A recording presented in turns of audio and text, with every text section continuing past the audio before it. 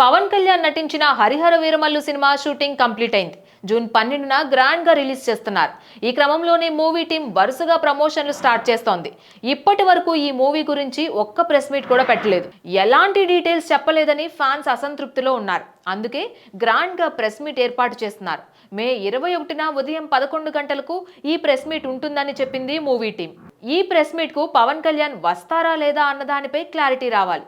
ఈ press meet లో చాలా విషయాలపై స్పందించే అవకాశాలు కూడా ఉన్నాయి. మూవీ ఆలస్యంతో పాటు రిలీజ్ డేట్, ఇతర విషయాల గురించి కూడా వివరించబోతున్నారు. మూవీ ప్రమోషన్లు ఇంక నుంచి జోరుగా సాగుతాయని అంటున్నారు. ట్రైలర్ రిలీజ్ డేట్ కూడా మరికొన్ని గంటల్లో చెప్పే అవకాశాలున్నాయి. ట్రైలర్ తో పాటు మూడో సాంగ్ ను కూడా రిలీజ్ చేయబోతున్నారు. పవన్ కళ్యాణ్ డిప్యూటీ సీఎం అయిన తర్వాత వస్తున్న మొదటి మూవీ కాబట్టి మంచి అంచనాలు ఏర్పడ్డాయి.